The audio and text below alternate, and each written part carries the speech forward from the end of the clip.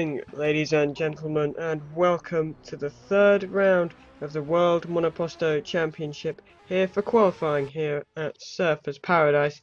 We're watching Jack Kearney for Luxembourg now, hot off a great result for his team, a 1-2-3 finish in Daytona, but now we move to a very different road course, very twisty street circuit here in Australia. Very difficult. You could see a lot of mistakes, a lot of fast chicanes and tight corners, and it could well be a very exciting race. At the moment we've got some cars out on track, so I'm just going to go through that now. At the moment though, we're going to settle with Jacques Kearney, currently sat on provisional pole. I don't think he's actually gone through a fast lap yet, so let's watch him or anyone else on track.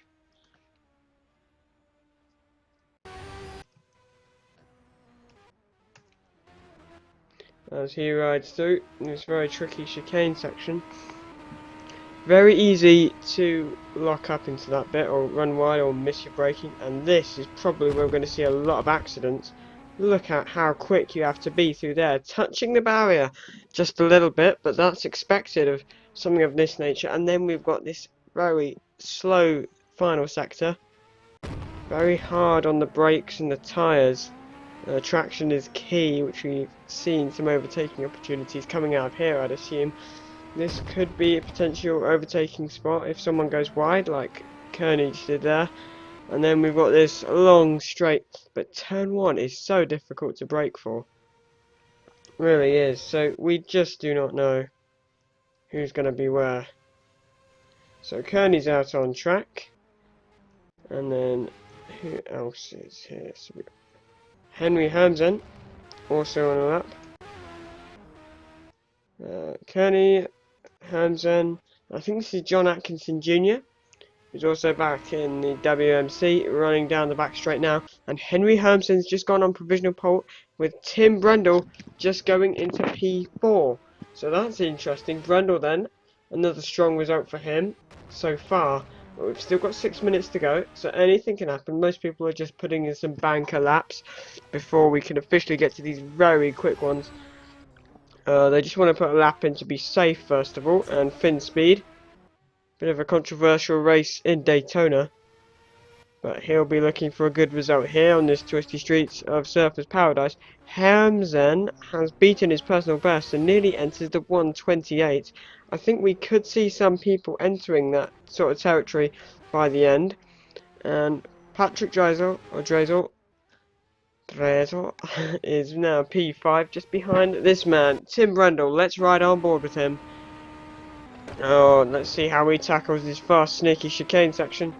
And he gets through relatively unscathed, maybe a bit better off than Kearney did through there actually, riding through this final sector now. A bit of a twitch from Brundle, losing the back end, and just as I thought, Henry Hamzen pops into the 1:28 with Cativo now into P3, which is a great result for him so far. So far it's the usual suspects at the top, and we could well see Henry Hamzen on track for a third consecutive win. But on this sort of track, nothing is guaranteed. It's a bit like Monaco, really. Was that Hamzen or was that the other one? The other one. How precise is that?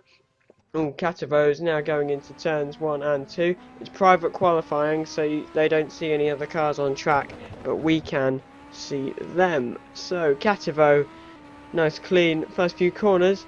There's a long way to go yet. Hamzen still pushing up at the top, but where is Cativo going to go? He's been right up the front fairly consistently this season. Let's just see if he can carry the momentum from Daytona. P4 right behind the 3 Luxembourg cars last time, so that was a very good race from him. But let's just see how he goes here in Surfers Paradise so far.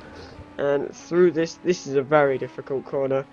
At times, if you mess up your braking, we could see some very nasty accidents through there.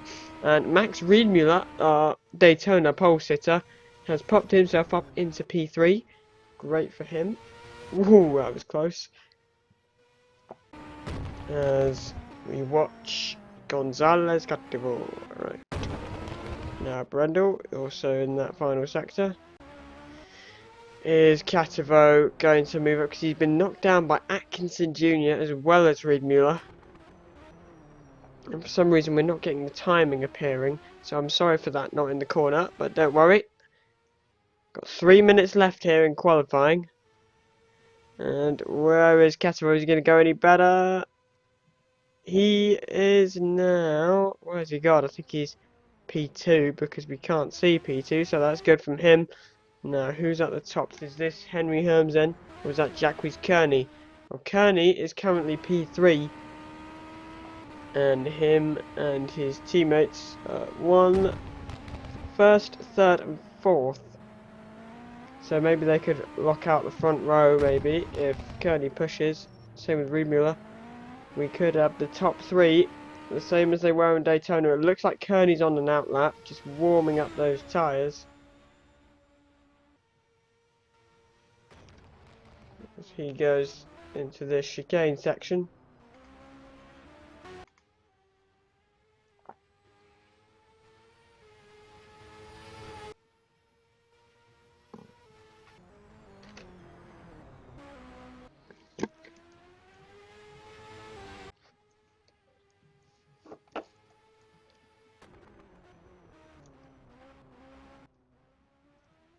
And Kearney, let's see where he's going to go. So Henry Hermsen still on provisional pole. Gonzalez Catavo should be P2. So whichever way it goes. Oh, Hermsen, I'm watching him now. He's got, oh, he's on the red marked tyres. That would explain a fair bit. Let's see if he goes any faster. You can see he's got funny ride height. Look at that car on one end. I don't think that could be lag as well, but we do see that with funny ride heights. Tommy Katava in my league. Seen that was him. And Hermsen still on the 128.1 and P3 still Kearney. Let's have a look. Riedmuller, Atkinson, Brendel. Is he going to have time to do another lap maybe? And then P7. Oh, it's Hernandez. I keep getting them mixed up sometimes. There's Teramini, who he was fighting up at the front at one point in Daytona. So he'll be keen to make up on the road courses. He hasn't been so strong in places like Kailami. And the worst helmet design ever because they didn't format it properly. I can fix it. And Finn Speed in the garage. And Schneider, I think. But at the moment, it's looking good for Henry Hermsen. Would this be his second pole position? With Gonzalez Catavo. Is anyone going to improve? We're watching now. As I think this is Jacques Kearney. Jack Kearney. And P4's Riedmuller. So let's just see if Kearney can improve. He's gonna probably get one more lap. Yeah, easily one more lap. So it's now or never for these Luxembourg cars. And Brendel was P6. Hernandez 7th again. So nothing changing too much, but let's just watch. Has Kearney improved?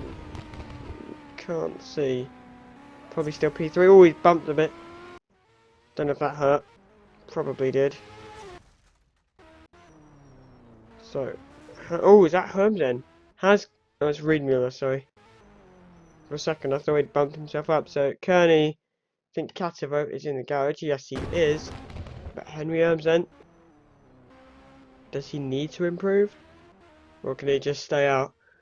Or will not stay out, coast back, because it doesn't look like anyone's going to challenge him. Let's just have a look at the live timing I've got open. And doesn't seem like there are a few cars out on track. Henry Hermsen has taken. We had a very slow sector 1. 32 seconds. Wait, is that this lap actually? Yes, so Henry Hermsen, Gonzalez, Catavo, Jack Kearney, Riedmuller, Atkinson Jr., Brendel, Hernandez, Adoro Demiramini, Patrick Dressel, Speed, Gurkha, sorry. Oh, Gurkha was in the IR League. Nice to see him here. Finn Speed, Yannick Schneider, of course, he's the pace car. So, that's your grid so far, and I think it's going to stay that way. Doesn't look like anyone else is going to challenge these Luxembourg cars. And Henry Hermsen on pole for the Surfers Paradise Grand Prix here. And his teammate Kearney, second, I think. Oh, Kearney Has he just bumped himself up into P2? Yes, he has. So it's a Luxembourg front row. Reed Miller is on the second row, but behind Gonzalez Cativo. We'll see you very shortly for the next part of this race, which is, of course, the actual race. So see you in a moment, guys.